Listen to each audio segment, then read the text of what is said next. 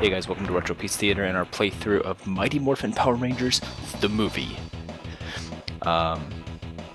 This game takes me way back. I never actually owned this game as a kid, fun fact, because I didn't actually own a Super Nintendo as a kid.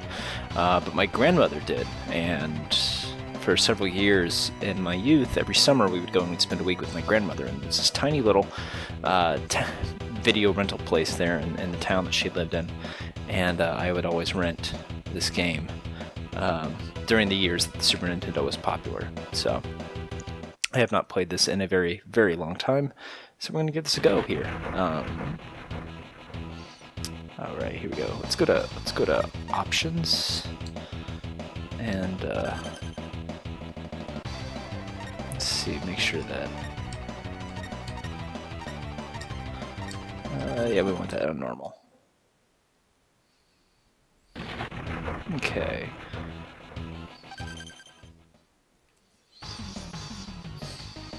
Okay, now I get to select my ranger. You know what, to start off, you know what, I'm going to start off the way I did back then. Tommy's my boy. Always loved the Green Ranger, loved the White Ranger. Now this is actually the second generation of the Mighty Morphin Power Rangers. I guess Season 2, if you will. The Season 1 actors were mostly the same, except in Season 1 you had the Green Ranger, and you had Jason, who was the Red Ranger, and now you have Rocky. We had Zach, who was the Black Ranger, and now we have Adam. And then we had Trini, who was the Yellow Ranger, and now it's Aisha. But the Pink Ranger and the Blue Ranger stayed the same. And there was a Power Ranger game very similar to this, but it came before this, where you play as the original 5. And I may do that game sometime. But this one we're gonna play. We're gonna have fun with it. Let me see how far we get.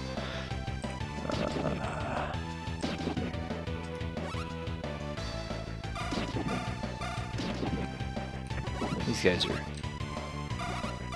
At least these guys go down in one hit. And when you have max power, you can morph. And Tommy at this point is no longer the Green Ranger. He is now the White Ranger, more powerful Ranger. And in the show, the Green Ranger was originally a bad guy, created by Rita Repulsa, who created the Green Ranger to fight the other Rangers, and he turned good. They were able to save him. But because the green power coin was forged from evil, and he was no longer evil, it eventually ran out of its evil power. So Zordon and Alpha 5 created in secret a White Ranger. And you find out that it's Tommy who's come back after being gone for a time on vacation. You find out that he's the White Ranger now. There's a little backstory.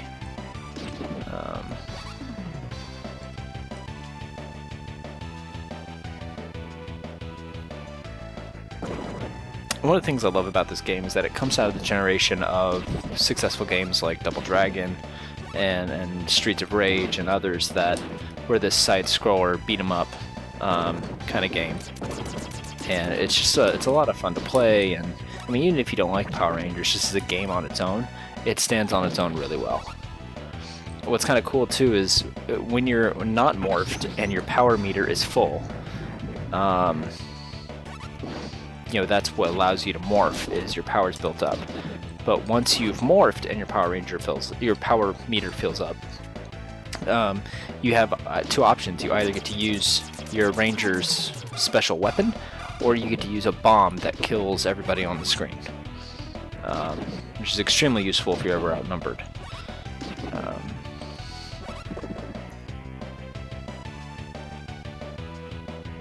And in case you were wondering, yes, this game is called Power Rangers the movie.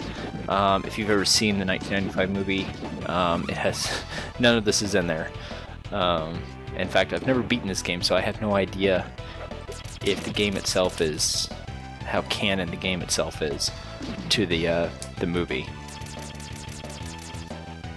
This guy's not particularly difficult, but you only get a few lives.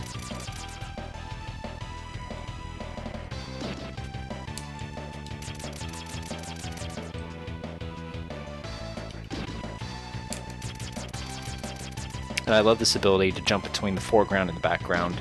It just adds a fun little dynamic to the level, which this was something that was new to the Super Nintendo.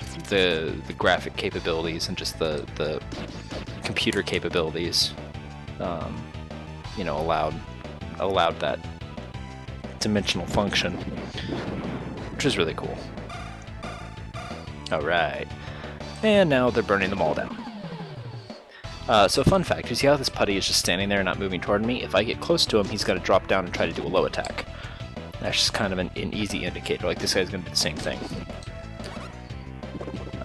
But if they're moving towards you, they're going to go for a high attack. They won't go for a low attack.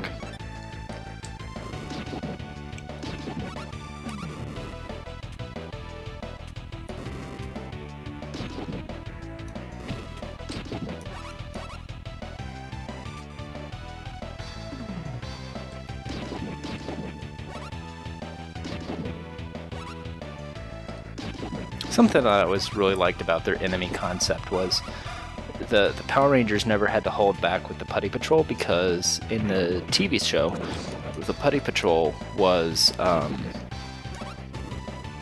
they weren't people, so to speak.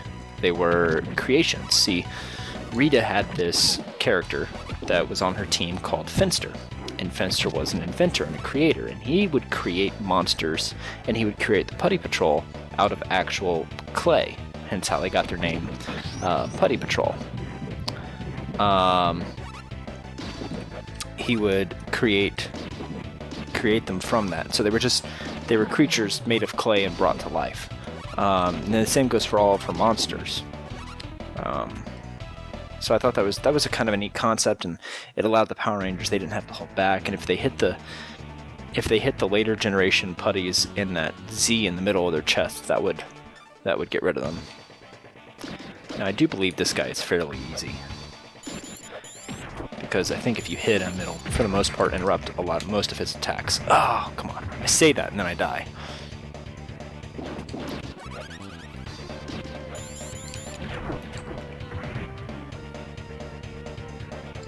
Come on, come on.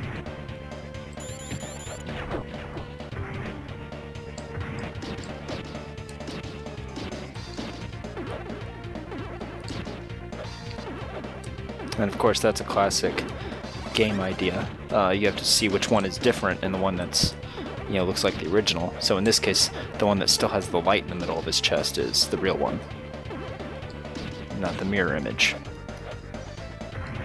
Well, it's just kind of that's a game, I don't know, trope is the word, but that's a game thing that we see a lot in future games. So just, you know, you ever see that in other games, just kind of know, you go with whichever one looks like the original, which I think is fairly self-explanatory. But anyway, that was level 1. Woo! Stage 1 clear. Alright, so you know what? Before we go any further, I'm going to end this episode here, and then we're going to pick our next ranger, and we're going to go into Stage 2. We're going to be a different ranger, I don't know which one yet. Thanks for watching, like, comment, subscribe, and thanks guys, appreciate it.